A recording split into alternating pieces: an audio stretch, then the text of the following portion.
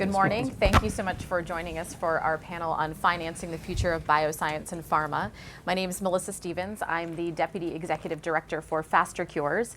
We are a center of the Milken Institute that focuses on accelerating medical solutions. And one of the issues that we're working on right now is helping to ensure that great science meets great capital, and that scientific discoveries have access to the financing that they need to really be translated into innovative therapies for patients. Well, it hasn't always been an easy sell to investors to get involved in the medical research space. And let me give you a few data points to help underscore that. So if we go to slide 2, actually, we'll see that in the current system, it takes 15 years for a scientific discovery to make it through the development pipeline and turn into a product and be available for patients. And this process costs over $1 billion for each approved therapy. And only 1 out of every 10,000 scientific discoveries actually complete the process and make their way into the hands of patients and are able to benefit them.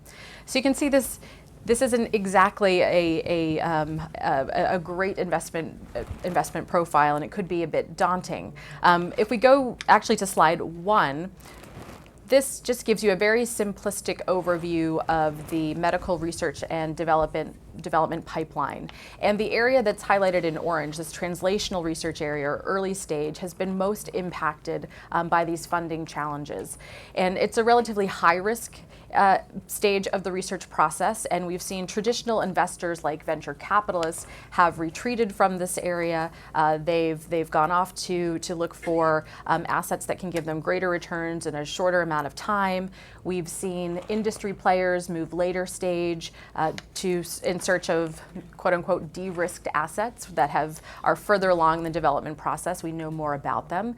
And so we take those trends and compound them with the challenges and constraints that our federal budget is facing, and we're left with a bit of a predicament. But I'd like to think that with crisis comes creativity, and we're starting to see some really interesting models emerge, models that are leveraging non-traditional and traditional sources of capital and starting to change that risk-reward ratio for early stage research and making it an attractive investment. So we have an absolutely dynamite panel with us this morning. I'm really excited to start the conversation. And they're going to help us really understand this issue. What is the state of bioscience funding today? Why is it still an important investment and a productive investment for us? And we want to talk about some new models, these new models that are changing that risk-reward ratio and making early stage research very attractive. So before we get started, let me do a few introductions here. So I'm going to start furthest to my right, and we have Lou DeGennaro, who is the Chief Mission Officer from the Leukemia and Lymphoma Society. And the Leukemia and Lymphoma Society is not your grandfather's nonprofit. They're one of the new breeds of venture philanthropy organizations, so looking forward to hearing Lou's contributions. We also have Rajiv Kaul, who is the Portfolio Manager and Research Analyst for Fidelity Investments. He manages Fidelity Select Biotechnology Portfolio and Fidelity Advisor Biotechnology Funds, which invest in public companies and together represent $3.7 billion worth of assets. We next have Jody Black, who's the Deputy Director of the Division of Extramural Research Activities at the National Heart, Lung, and Blood Institute, which is one of the 27 institutes that comprise the National Institutes of Health, which is the largest public funder of medical research. To my left, we have Matthew Perry, who's the Portfolio Manager for Biotechnology Value Fund, which is an investment partnership that manages funds with collective assets of $800 million and focuses on small cap value-oriented investments. And finally, we have Greg Simon, who is the CEO of Polliwog, which is a crowdfunding platform that helps to match accredited investors with funding opportunities in healthcare, community development, and high-yield assets. And I'll also note that Faster Cures, that Greg was the founding president of Faster Cures. So very excited to have all of you here with us today. And just want to dive right in. So my first question to the whole group is, Will good science always get funded? Is that true or false? And why is it true or false? And who would like to start? I'll start. Okay.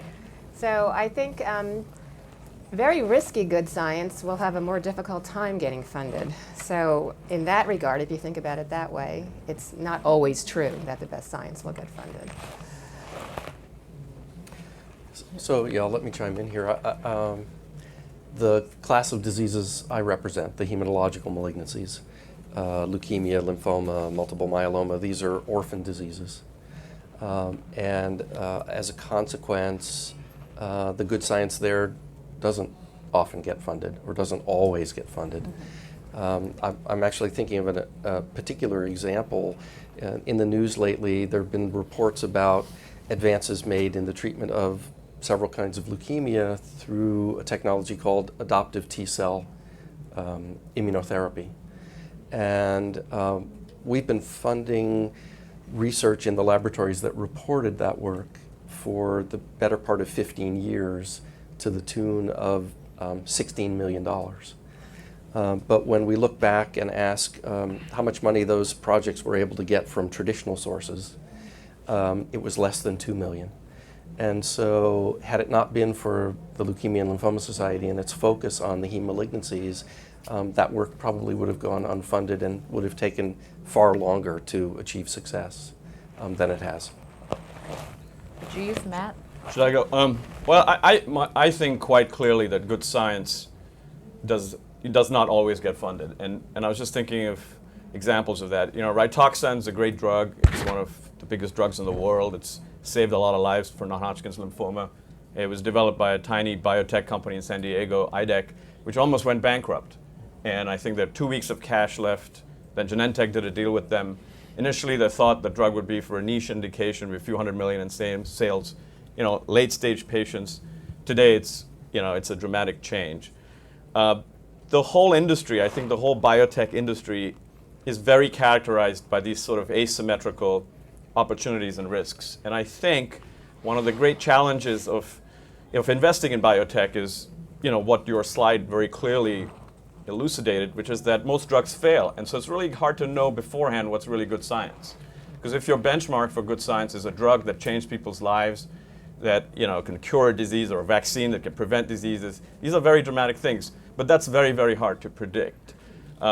There are so many other examples. I just saw Alan Auerbach sitting in the audience. He's CEO of Puma. And his last company developed abiraterone, which is a blockbuster, game-changing drug for prostate cancer. And I'm sure he can tell you that drug was dropped by all of Pharma and sat on the shelf, I think, in the UK for a very long time. And 3 years.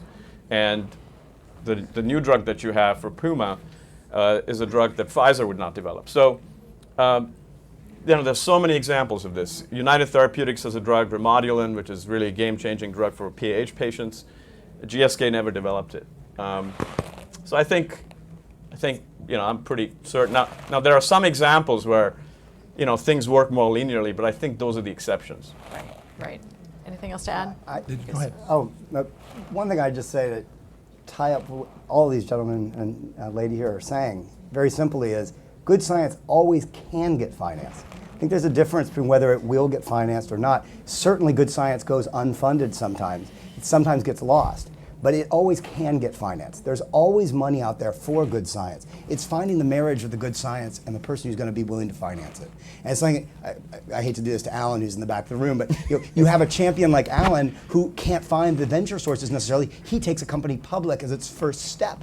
Something I'll come back to in this conversation. There are sources of capital. I'm going to jump over to my colleague on the left here who can talk about a new source of capital, but there's sources of money out there for good science. And there's people in this room, in this conference, on the street, everywhere who are willing to finance something exciting, but it does need a champion. It needs somebody who can harness that good science and bring it to the right places and who won't give up. I mean, Rituxan's a great example of a drug that went through so many ups and downs. We've seen a lot of those. Hell, Avastin went through 7 failed phase 2 clinical trials before it used to be called Disastin by Wall Street. It came back to become one of the biggest successes that helped build Genentech to what it became. So you need to have perseverance and you need to have a champion.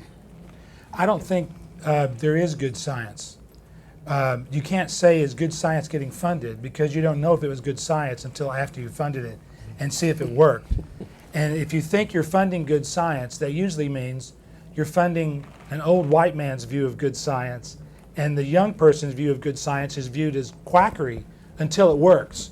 And then everybody who was the mentor to that person takes credit for it. So let me reverse the question. Can science, forget whether you think it's good or not, get good funding? And by good funding, I mean the kind of investments that allow it to happen without ulterior motives. So if you're getting only VC funding that's got a 5-year return window that is not patient and is not even risky anymore, it's only going to talk to you when you're in phase 3 and they think you're on the verge of profitability, that is not the funding you need. You need the funding before that. Where are you going to find that good funding? From the crowd that's passionate about what you're doing, that's willing to be patient. And that's why crowdfunding is going to be good funding for science, and if it works, we'll say it was good science. Great. Well, I'm feeling optimistic because we've got science out there, we've got capital out there. We just need to figure out how to marry the two. And it actually makes, this conversation makes me think a little bit about the saying, if a tree falls in the forest and no one's there to hear it, did it make a sound? If a discovery is made and no one's there with the financing to move it forward, does it really matter? Because it's going to sit on the shelf and patients are never going to benefit. So let's start to dig into some of these models that are helping to take science and translate it through this early stage process. And I want to first turn to Jody and talk about the role of government in this process. The National Institutes of Health have a budget just over $30 billion a year that has traditionally gone into the basic research, into discovery. What is the role of government to start extending that and helping to translate some of those scientific discoveries? Well, thinking about the environment that we're living in now, with investors being very risk averse, we realize that we're funding a lot of very wonderful basic research, wonderful discoveries are being made, but there's a gap in being able to transition those discoveries from the lab bench to the market. And so several federal agencies, not just the NIH, are developing these lab to market type programs where we're providing the funding that's necessary to conduct the product definition studies, those non-hypothesis driven feasibility studies that are required to define the product before anybody will be interested in. And we're also providing access to the kinds of experts that are needed to help the innovator, the scientist, understand how to develop that technology to a point where it would attract downstream investment. And that includes the investment community itself. For the NIH, the FDA is with us. The payer perspective is on board very early. We have business plan experts, market analysis kinds of folks, and project managers who are able to help the innovator develop the project with all that expertise on board, using very stringent milestones. So it becomes clear if it's not going to make the milestones, it fails fast, and it's okay to fail fast with this program. So the main goal is also to provide education to the innovator, to the scientists, so they understand what it takes to move their technology from their laboratory out into the commercial market and communicate with potential downstream funders so it will be picked up. And so this is really, the program that we're developing in NIH is called the Centers for Accelerated Innovations. And it's a very collaborative program. We're working directly with the FDA, with the federally funded CMS, the payer perspective, and with the Department of Commerce's U.S. Patent and Trademark Office. So we have all of that up front so that these technologies can move to their next level of early stage independent financing. We're hoping to de-risk them enough and educate the innovators about moving them forward enough and what their role is in transitioning it out so that those more risk-averse downstream funders, like on my right, will move back to the left and help pick up technologies. Staying more interested in late-stage technologies is okay, except for if we don't continue to fill the pipeline, there won't be anything late to develop. So we're trying to feed in, this is pre-company, we're trying to feed into very well-established companies. And so if a company is formed from this exercise, it will be a healthy company with a solid business plan in place, a clear understanding of its intellectual property, and a regulatory strategy. And it will be poised for other NIH funding, including our SBIR funding, our small business funds. So a lot of people throw out the term bench to bedside, but it sounds like this might be bench to business plan? Yeah, it's bench to boardroom, really. The bedside's absolutely necessary to get there, but it's thinking beyond just what's happening in sort of a linear fashion where you make your discovery, you conduct your IND-enabling studies in a very linear way. When the FDA says it's okay, you go through phase 1, phase 2, phase 3, and then some magic happens and it winds up in the community. But we want to make sure that with the patient at the center, as the central focus of this entire exercise, we want to make sure that we're moving things forward that are mission critical, that are high priorities, and that are going to make a difference in the life of a patient. I mean, the NIH's mission is to discover new things that make how we understand the biology of basic systems, but then to apply those discoveries to improve the health of the nation. So we're trying to facilitate that with these kinds of programs. And again, there are many federal agencies who are developing these programs, regardless of what area they focus in, clean tech, energy, batteries. We're all beginning to work together now to see how we can leverage each other's capacity so we're not duplicating efforts. Great. So Lou, I next want to turn to you and talk a little bit how the Leukemia and Lymphoma Society has really used venture philanthropy to help transition and translate scientific discovery and get some potential therapies into the pipeline. Sure, happy to do that. So LLS recognized the value of translational science as far back as 1995 when we created a research grant program called the Translational Research Grant. And really those projects funded in academia were focused on programs that could move out of the lab and into the clinic within a 3 to 5 year time frame. And over the time that we've been investing in those programs, nearly 30% have actually made that transition out of the lab and into the clinic. But the organization had something of an epiphany around 2006, where we realized that funding in academic science was important and discoveries were made there. But if we were going to achieve our mission, which is cures for patients, therapies for patients, we needed to be advancing those programs beyond discovery research and through development and into commercialization. So we created a program called the Therapy Acceleration Program. It really does two things. It harvests academic projects from our academic portfolio, a bit like what Jody just described. We have an academic portfolio that we're funding to the tune of $60 million a year, 350 projects. Every year, about 10% of those projects move out of what industry would call discovery research and into development.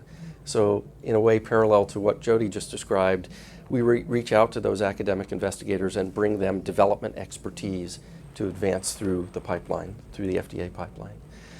The second thing that the Therapy Acceleration Program does, and you alluded to it, Melissa, is to partner with small biotechnology companies.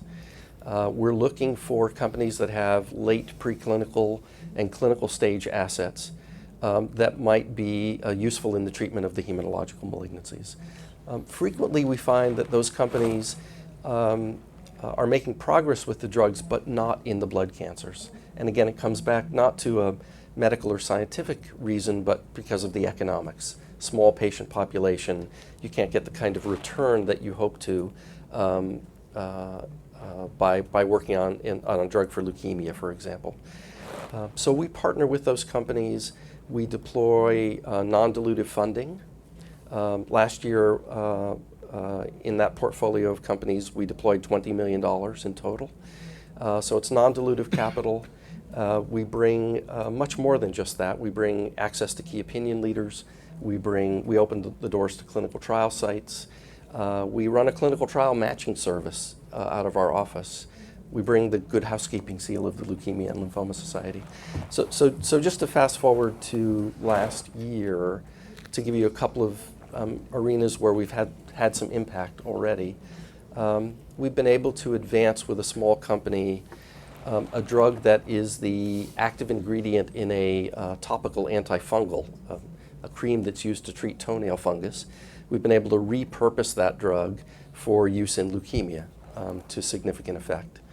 And since this is a panel talking about finances, let me give you a financial outcome. Last year, 5 of the small companies we had partnered with saw third-party deal flow from big pharma or big biotech. In the time we had partnered with those companies, we had deployed $17 million worth of LLS resources. When you look at the publicly announced deal structures, those 5 partnerships, the third-party deal flow put $500 million on the table in cash. So we leveraged our dollars 30 times. And out-year milestones, $1.7 billion in potential, so a leverage of 100 times our investment. So we have those 2 outcomes to put in the checkbox. So those are some great results. And Rajiv, See, I love this. I feel really privileged. It's a real privilege to be surrounded by my colleagues here because, even though we come from different sort of worlds, our goals are the same. My specific fiduciary duty is to the shareholders, but I think the way to serve that fundamentally is to invest in companies that are going to, develop the best drugs that are affordable for patients. And I think all of us have the same goal. And to the extent that, we can pool our resources and share our information to do this, it's an extremely positive thing, I think, for the industry and for society. And I was thinking of a specific example of how NIH funding has really dramatically positively benefited industry in the last decade. I'm on the board of the Mass General Hospital, the Research Advisory Board, and Enbrel, which is one of Amgen's biggest drugs, one of the largest drugs in the world, was developed there. And that group is one of the largest recipients of NIH funding in the world. Mm-hmm. And the work that they do there is laying the foundation for a lot of these great discoveries to then get the industry involved and move through. And the hospital has earned over $600 million in royalties during the course of the last few years. You can argue whether that's too much or too little, but the point is it's been a great source of funding for basic science as well, and a great collaboration with industry. And it's a top example. And so I'm very happy to see that the world is sort of moving towards this common goal. And what's interesting is, what you mentioned about these lines of, 15 years and $1 billion and growing through this stepwise process of 1, 2, 3 and taking all this time and doing placebo-controlled trials. I think that's a little bit arcane. If you look at the last 3 oncology drugs, for example, the FDA approved them on phase 2 data. Why? Because the drugs are very good in the patients that get them. And I just want to say that, related to the question on good science, despite the failures and despite the challenges, this is the best time for biotech ever. And this is really the golden age of science. And a few great things have occurred in the last decade. The genomic data gives us a lot of information on what causes diseases. That's the first thing. Second thing is the cost of diagnostics has dropped dramatically. 10 years ago, if you wanted to sequence the genome of one person, it cost you $5 million. Today, you can do it for $5,000, and probably in 2 years, you can do it for $500. Everyone can have that information.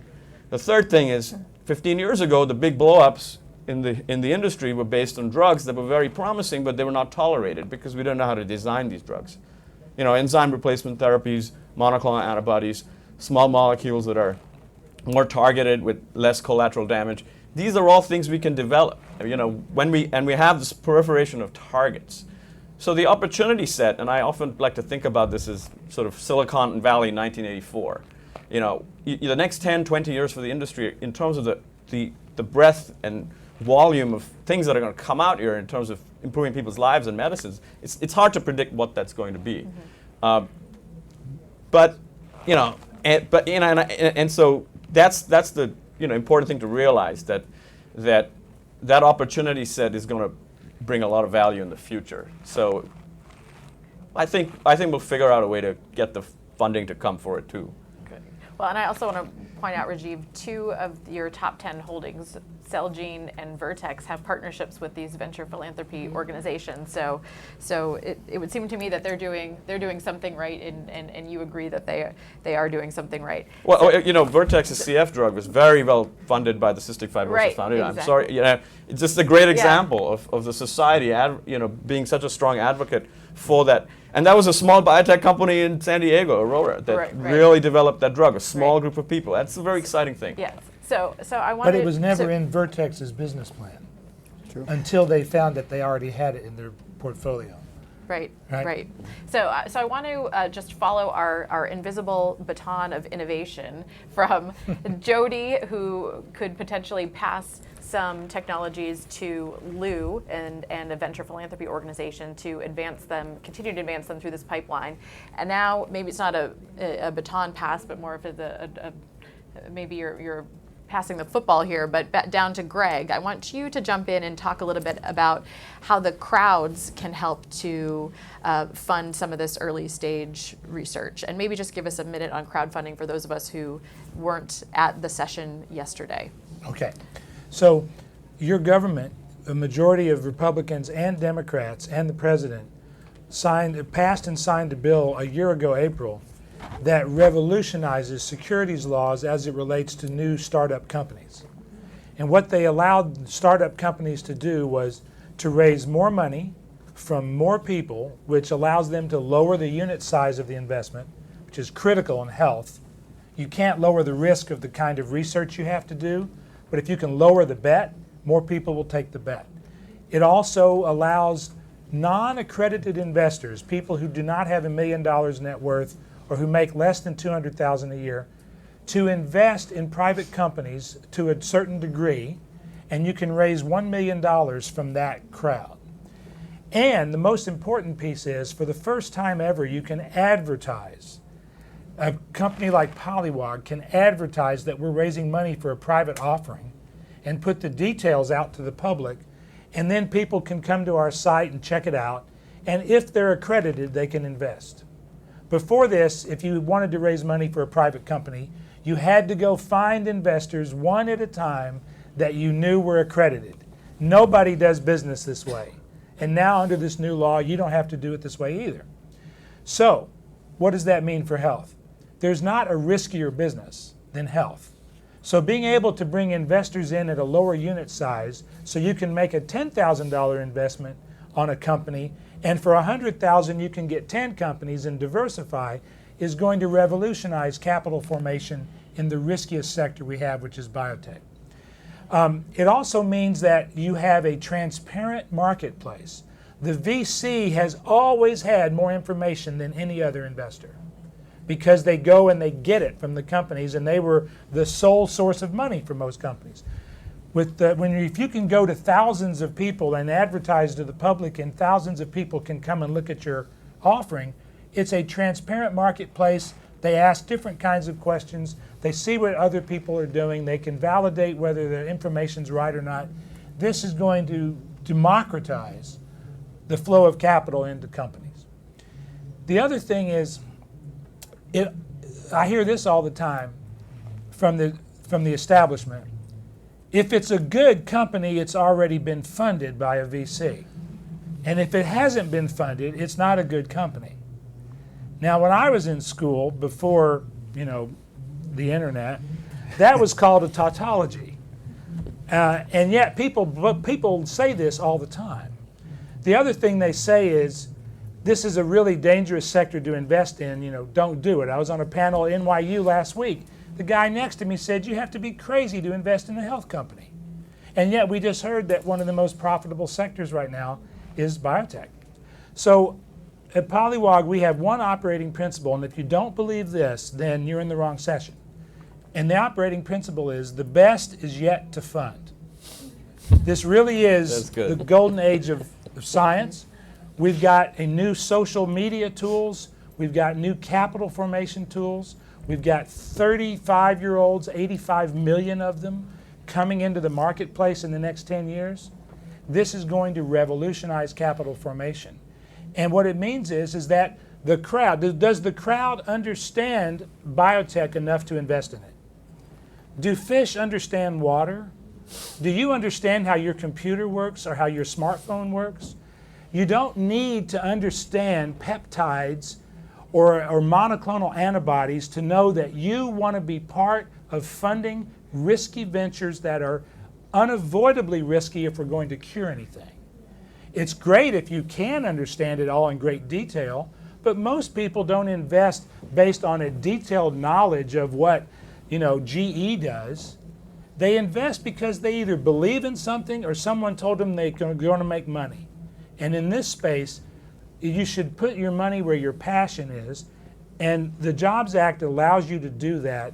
Whether you're ultra wealthy or not wealthy at all, you finally have a chance to be directly investing in companies, many of them, knowing that most of them are going to fail, and that is going to contribute to the success down the road. And Greg, where do you see Polliwogs' sweet spot amongst all the different investor types? Well, we are looking to raise between $2 and $10 million for companies in the health space. So when venture philanthropy gets them to a certain point, the valley of death entrance, welcome to the valley of death, when they get to that part, they don't get funding from VCs or pharma companies, and most of the companies fail for lack of money and not lack of science. So we want to raise the money to get them through to the point where a VC or a pharma company or a biotech company would care, and that's the $2 to $10 million space. It could be more. And the type of investors we're looking for, the question we ask is there a crowd? Is there a crowd that is passionate about this topic? So we're raising money for an Alzheimer's company. That's easy crowd. We're raising money for a pediatric device that will help relieve pain of ear infections without antibiotics. There's a huge crowd for that. The public health community is going to love that. We're raising money for a company to help caregivers who are not literate be able to track the activities of the person they're caring for using icons on an iPad to report activities to the doctor or a nurse to avoid ER visits. So there are crowds, all of us have someone we're caring for that are parents or grandparents. There are crowds around all of these. The problem isn't that people aren't passionate. The problem was we didn't let them invest. Now under this new law, they can invest in what they're passionate about because the cost is lower, the investment size is lower, and the opportunity is greater. Great. Okay, so we've seen innovation centers that could potentially put 50 to 200,000 into early stage research. Lou, you're looking at putting about $1 million, $1.5 million per year into some companies. Greg, you're putting $2 to $10 million in. Matt, let's get to you with your thoughts on public financing. So you've said that that's the ultimate crowdfunding. It really is the ultimate crowdfunding. I mean, everybody, the person that drives your taxi cab to get here is out there buying stocks. So stocks are something everyone can access. Anyone can go onto a Charles Schwab account or anything else and go buy stocks. They can invest in Fidelity. They can invest in a fund like ours. They can invest in any different direction and have access to an unlimited number of companies. And there's so much pent-up demand right now for great companies that are delivering, just like what we've heard from Greg here, is the idea of the crowd being able to fund. The crowd wants to fund great companies. The public markets, the Jobs Act that was just talked about, has been dramatic in shifting the private becoming public universe. There's been a lot of talk recently, and it's been alluded to here, but nobody's hit it directly, and I'm about as bullish and passionate about the biotech industry as anyone. I love this industry. I've been in this industry since the very beginning of my career and even before. I think it's fascinating that we can work together to bring new medicines and change healthcare, and biotech's done a lot to do that over the past couple decades, and it's been dramatic. But what we haven't seen yet is a dearth of money in that transitional medicine space. And I've heard Jody touch on it, which is the idea of we can take this so far, and there's this gap.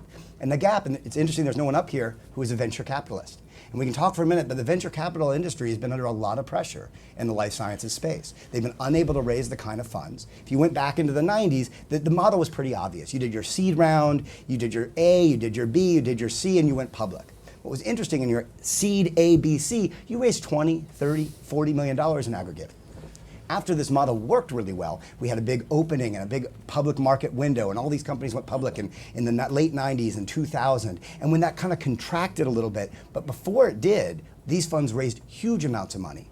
Venture funds that used to manage a $100 million fund or a $150 million fund were raising $900 million funds, billion-dollar funds. It drove them out of the transitional medicine space. It drove them out of the risky, hey, let's do preclinical work and get something in phase 1. It drove them to, hey, what can we pick out of Big Pharma's pipeline that's in phase 3 and go run it ourselves that Big Pharma doesn't think it's a big enough model, but we can do it. So it moved them out of that important space. We talk about putting drugs into the late clinic. There needs to be a bucket of stuff to put into the clinic.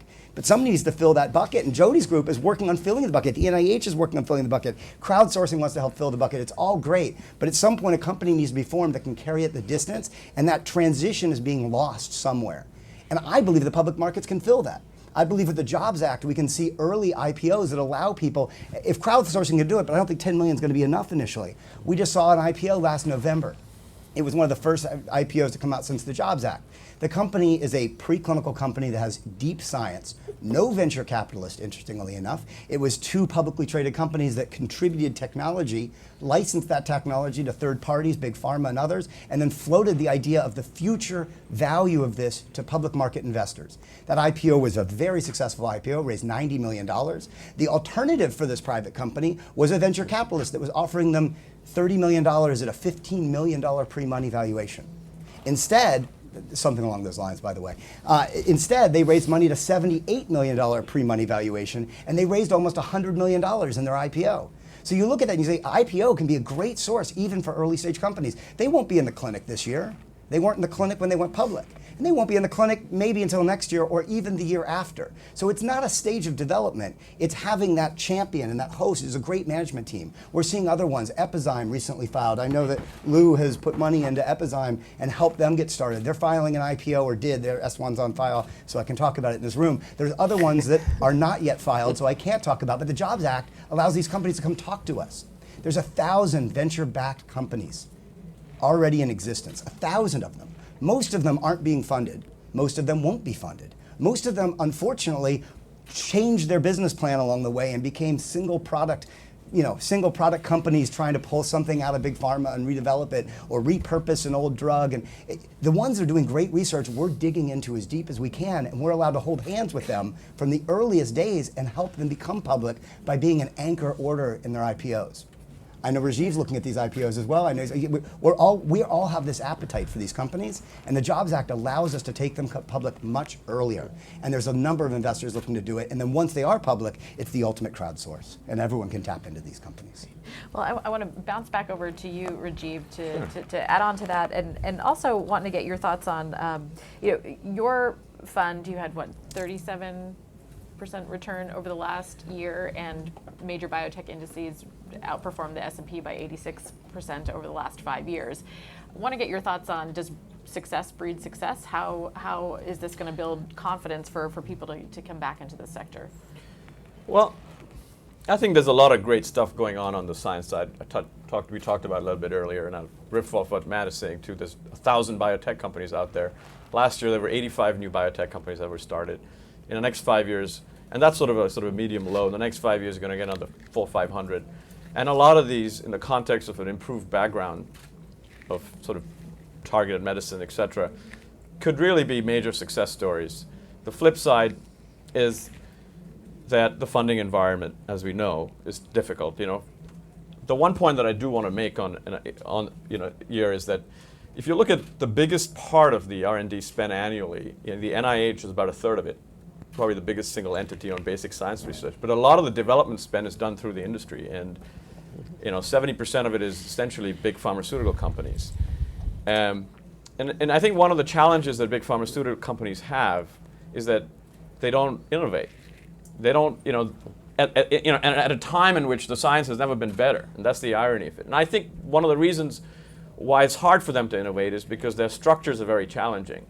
And my hope is, and we've had signs of this occur already, that you're going to see new structures within the big pharmaceutical industries. That is, it's almost like biology, like cell division. You get smaller to get bigger, and you get more focused, and you hire the smartest people, and you become the best company in one thing, and or you become a global generics company. But maybe you don't do both the things at the same time, and it's a different way to think about their business. And I think my personal view is I think that trend will occur. We already see starting that, and that's going to be really positive in terms of freeing up a lot of pent-up capital. That is really the lowest cost of capital today in the world. It's what's sitting on these, the R&D budgets of these large companies and what's sitting on their balance sheet. And I think our challenge is to take all our resources and find a way, as shareholders or as individuals in society, to try and see if we can get better returns on those dollars. There's another sort of secondary point that I think about, what makes the industry so attractive to me. And I don't think of biotech purely as medicine. And less and less so, even though 95% of all biotech investment is in medicine today, if you think about medicine as a function, if you think of denominated as the US GDP, it's only $150 billion in sales per year of innovative products on a $16 trillion economy. So less than 1% of our GDP is what we're spending on what I think, and arguably is one of the most important things to society, for jobs, for life expectancy, for GDP growth, for just a better future. And then if you think about it and you say, what's the global GDP? Global GDP is $70 billion. And so our industry is it's a rounding error, despite all its value to society. And I think that message has never really been told properly. I think, with the traditional media, the leadership, again, in the larger companies historically, has been perceived as people that are doing bad things. They're charging too much money, they're trying to rip people off. And that's a really sad thing, because I know a lot of great scientists and a lot of great leaders in this industry, and most of them get into this very difficult field with the right intentions. They want to cure cancer. They want to cure hepatitis C, and we're seeing that already occur in the last 3 years. They want to cure AIDS. These are big problems, Alzheimer's disease. And so I think the intention of the disease, of the industry, sort of is disconnected with the end user perception of it. And I think to the extent that the industry changes that perception, and I think the biotech companies are doing that, I think that'll be really beneficial. And then the final point here I'll make is the applications to biotechnology go way beyond medicine. And think about energy. If you think about hydrocarbons, they're like dead plants. That's biotech, except it's taken millions of years and fossilized and you make oil out of it. There's tons of ways to take algae and create very high triglycerides and fat out of these algae in the lab and replicate what you can do millions of years ago. And you can do it at $140, $150 a barrel today. And you can do it in the United States, in the desert land, growing algae that replenishes itself with sunlight every week. A third of it does. You can use the existing oil infrastructure. These plants take in carbon dioxide. I'm just using this as an example of, of what could happen. And, the applications in food, through making drought-resistant seeds. I mean, these are much bigger parts of the global economy. And I think as the industry is perceived from that dimension, the scale of investors that will want to invest in all of biotechnology, because the skills of genetic engineering are the same. And so if you're ExxonMobil, you really need to be sitting with all of us and the top engineers at Mass General Hospital and the genetic engineers at Scripps and all these people, because the worlds are coming together in a very dramatic way. And I think that story is yet to be told, and I'm hoping that it's starting to be told now. Great. Well, there's a lot of good stuff in that response, Rajiv. So let me pick out a bright future. Let me pick out a couple of points. So recently, an Economy piece likened the biotechnology market to an open-air souk, where innovators come and kind of hawk their goods, and presented an alternate universe where perhaps we need to think about the innovation supply chain and more of an industrial conveyor belt to deliver potential new products to pharma that has the deep pockets that can deliver them. So wanted to get people's thoughts on that. Do we need to start thinking about the system in that way, in this innovation supply chain? So the Leukemia and Lymphoma Society doesn't have the resources to prosecute a full drug development program. And our goal has always been spur innovative basic research into the root cause of the hematological malignancies and move forward from there to a point where hopefully we can develop a data dossier that biotech and pharma will see value in and take forward. And I think recently our track record has proven that we're able to do that. We're actually able to identify the raw talent both in the academic arena and in young companies before it's on the radar screen of business development, largely coach that raw talent to a point where, yes, indeed, there is a data dossier that is viewed with value by biotech and pharma, and then we're now in a position to broker that handoff as well. So I think we feel that that's a key role that a voluntary health agency like LLS should, in fact, needs to play if it's going to be successful in achieving its mission for patients, therapies for patients. So partnership with industry is key here, and now I want to talk a little bit about some potential partnership between the folks we have on the stage here. So Greg, how would an organization like Polliwog potentially partner or leverage the great work that Jody's doing with the innovation centers, or that Lou is doing with LLS? Well, it's if you were going to use a ladder to get to the roof, which part of the ladder is not essential? So you have to have the whole thing, right? And there's a continuum from the government research, and Jody nicely invited me to a lab to market meeting at the White House in a few weeks.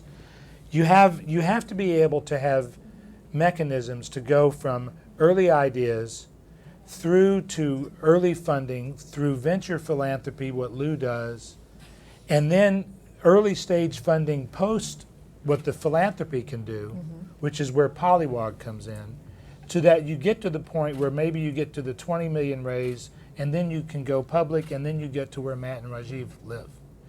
And the what's been missing in biotech, all health research, which is the raison d'etre of faster cures, is that we did not have a marketplace culture. We had a silo culture. So all of the benefits that every other sector of the economy got from having interactions with the public that were open and transparent, people could bring new ideas to improve agriculture, new ideas to improve the internet, new ideas to improve mobile technologies. In health, everybody was holding on to stuff so tightly that there was no synergistic crowd effect on the innovation side. And there was even less synergistic crowd effect on the funding side, because it was captured by the small group of VCs that had great success in a few decades, and then when they went away, there was no succession plan. There are some new VCs that have been started up, and you'll see new groups coming out there. I mean, we did a large venture deal ourselves. We kind of span the private into the early public space. And most of what we do is in the early public space and the early companies that happen to be public. Sometimes they were later stage companies, and unfortunately they became early stage companies. As we said, along the spectrum, a lot of things change. So companies go public at some point, and maybe they're focused on an entire disease area, or maybe they have a platform technology, and they might have a drug that had a disconnect somewhere, and they take a big step backwards. That's a time when we might come in and try to harness what's there, because getting a drug from the early research into the clinic isn't an easy feat. Most drugs will fail prior to phase 1. They say, it's about 1 in 10 will get from the research area into the clinic, and then 1 in 10 from the clinic into man. And then how many of them get pulled or marketed? There's all kinds of issues even after you get onto the market. There's still a lot of risk. So we kind of play in that earlier space, but we also kind of reach up when there's been no money from the VC space for an idea. If we think it's a great idea, we'll step outside of our normal sandbox, which is the public markets, and we spun a bunch of assets out of Pfizer when Pfizer closed down their Sandwich facility. So they had a large research facility in Sandwich, UK. It was a big area in the allergy and the asthma space, and we took 4 different programs with 9 molecules and a team of scientists out of there and are creating something new. Something that in the old days there would have been 5 VCs lined up to do this. Right. But the right thing to do with this company is to go in there with a relatively small amount of money and help try to determine what the value of these assets are and what direction to go, where to use big pharma, where to use non-dilutive capital from venture philanthropy sources and others, and focus where to take the company forward. And I think everyone looks for their $100 million place they can put big sources of capital. These things get missed and lost. And there might be great drugs in there that will really make a difference to patients over time. I can tell you the relationship we want to have, and that is, and I meet with Lou, I've met with a number of foundation heads. We want to fund the companies the foundations are funding now for the next stage of their funding if they're private companies. And if the foundations have their own venture arm, we want to partner with their venture arm. And the VCs, many of biotech VCs we've talked to, want to partner with us. If we can raise the money, they would come in and match the money. So it de-risks, if that's a word, for the VCs, if we can raise $5 million for a company and the VC has already liked the company, some of them have said, if you can do that, we'll come in and match it. Same terms? Yeah, same terms. That's the beauty of all this. It's same terms. Nobody's getting privileged information. Nobody's getting diluted at the very beginning because you're not a VC. And with the public sector, as Matt said earlier, if we do our job right at Polliwog, based on what the government has done right and what the foundations have done right, we will create a renaissance in the public IPO market. And that's going to feed the public markets a whole new class of companies, because we've had a real dearth of IPOs in many, many sectors, not just healthcare. So if we do our job right, we will create a continuum that can create economic growth from the bottom up, which is the only way it's going to happen. Growing the minor leagues, as you like to say, right? Yes, we're growing the minor leagues. I think a key element of the program that we're working on at NIH is to take the collective intellect of all of these sectors right at the beginning. And the program also is going to require additional non-federal resources, because we know we cannot develop things, especially in the case of drugs development, to the point where it's able to exit the center program and attract a downstream investor. So it's going to take the resources and the collective intellect of all of the various downstream sectors to help support the Centers for Accelerated Innovation's goals. Melissa? So I'd like to hitchhike on the continuum discussion and just bring it back to patients for a minute. So we're talking a lot about financing biotech and pharma, but there's an additional piece there. We're developing new therapies. We have to be sure patients have access to them. So I think it's critically important. An organization like LLS fortunately has the opportunity to work with the FDA, for example, and help to educate the FDA about new therapies that are being developed. We have an opportunity to work with third-party payers as well about making, or in the arena of making sure that patients indeed have access to those therapies when they come into the healthcare arena. I don't think, in the best interest of patients, I don't think we can leave that piece of the continuum off. And we all, everyone here on the platform has an opportunity to contribute and help drive that. And I just want to put that on the table as something that we shouldn't let go of or not think of in this context. Right. Great point. Absolutely. It's a great point. That's why we're all here, is for patients to really have the benefit of these innovative therapies. I would also add that another sort of positive thing in the last period of time has been that I think the FDA is understanding this too. The FDA, to be fair, and you can always come up with a lot of complaints about the agency, but to be fair, they have a very challenging task. It's very difficult. Unfortunately for our industry, it's to develop a drug is a very regulated process. Imagine if you had the iPhone, and every time you had to get a new iPhone approved, you had to run phase 3 trials, and you had to have a safety database.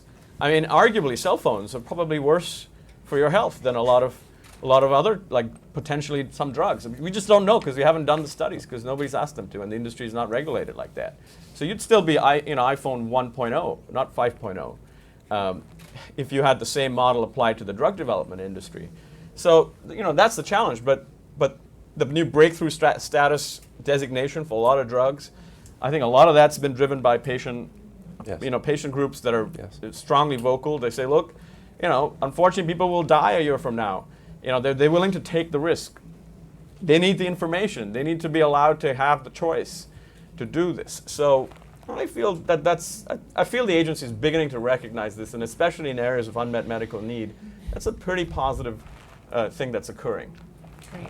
All right. Well, we're getting close to time. We're in our last 5 minutes, so I want to put out our final question to our panel, and really tell us why. Help us to sum up, why is early stage investment still a good idea from a social imperative, a financial return, and what do we need to do? What's a call to action to this room, to those who are watching, who will watch online, to help make sure that we have financing to help translate those scientific breakthroughs into therapies? Jody, do you want to start us off? So as many people have already said, that the scientific potential has never been greater. This is not the time to hunker down and be very conservative. The opportunities are expansive, and we need to take the risks for the patient's sake. and move some of these new discoveries, these audacious discoveries, many unconfirmed, but they need to be confirmed and moved forward in a way that makes sense. Rajiv? Just think about the future, right? You know, you can grow skin, you can grow organs, you can cure cancer, you can cure HIV. People live to several hundred years of age. I mean, this is a great thing for society. It's not going to happen just by luck, and it's just not going. It's going to happen because this industry is going to make it happen. And I think it's really important for society. It's really important for the United States. You know, 90% of all the work in biotech is done in our country, and these are really great jobs for us. You know, that's a really important part of our future. So I think on all levels, it's one of the few industries in the world where you can, you know, do a lot of good for patients, for society, for the advancement of civilization, for better, you know, life in general, and also great for shareholders that you could get wealthier as a society. So I think this is a really important priority globally, and I'm hoping that this sort of vision, you know, gets fulfilled in the next period. Lou? So I'm a fiduciary for 1 million blood cancer patients in North America. And despite all the significant advances that have occurred in the treatment of these diseases, drugs like Gleevec and Rituxan, ibrutinib that just got breakthrough designation from the Food and Drug Administration, the reality is 50% of newly diagnosed blood cancer patients live less than 5 years. So the imperative for the funding of early stage research and the development of new therapies comes from that, from the patient's sense of urgency and the desire for new therapies and new cures.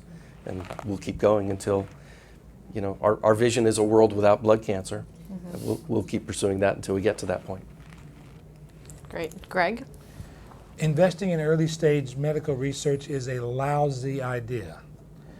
We have to tell people if they come to Polliwog to invest in early companies, stop. You're going to lose all your money. Don't come in here. I'm not kidding. I'm talking about you. Stop. And they're still going to come in. Why? Because investing in early stage medical research is a lousy idea, but it's better than all the other alternatives. And people are going to invest because they're passionate about it, and they might make money, but they're passionate about the return, which is what we call at Faster Cures passion capital. It's not just the profit, it's the mission. So it's a lousy idea, but it is attractive to people who care, and that makes it a great idea for those people. You know, I couldn't agree with anything he said anymore. In general, this is a difficult space to invest in, and a lot of things will fail. Most things will fail, but there is this passion. Everyone up here carries a passion to want to make better medicines and be involved in it from some stage, and it can be a great investment as well. I mean, our fund's been around since 1993, and we've shown it can be a great investment. You know, there was a company that was a public company that was on the eve of bankruptcy at the end of 1998. They had failed with monoclonal antibodies, the first generation of cancer antibodies. They failed at tying them to toxins that would break off and were dangerous to patients. But then they came back with a new way. It wasn't going to break off. It was going to be better. And they were out of money, completely gone. This is a company that was on the verge of bankruptcy. If you went back to their last quarter, they had negative cash when you assumed their receivables. With a small amount of money, the company was able, from an investor, we put money in, the company was able to get more money from a big pharma later, and ultimately they led to a breast cancer drug known as TDM1 at Roche and Genentech, a company called Immunogen.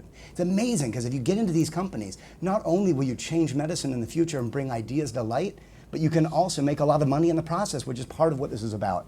And I'm so excited to see the nonprofit groups getting into it, more money from the Polliwogs. It's great because it's going to make more and more companies come in, and when we look at that universe of 1,000 companies that are out there that are private today, and we're looking for the select few that will make a lot of sense to be big public companies in the future, there's going to be more and more to look at and more things to choose from, which is a great thing for all of us.